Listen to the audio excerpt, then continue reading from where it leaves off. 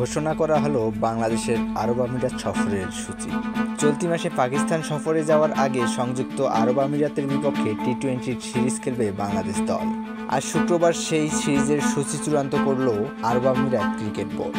আগামী 17 ও 19 মে আরব আমিরাতের বিপক্ষে দুটি টি-20 ম্যাচ খেলবে বাংলাদেশ।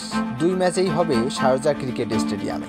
খেলা শুরু হবে স্থানীয় সময়ে সন্ধ্যা 7টায়, অর্থাৎ বাংলাদেশ সময়ে রাত 9টায়।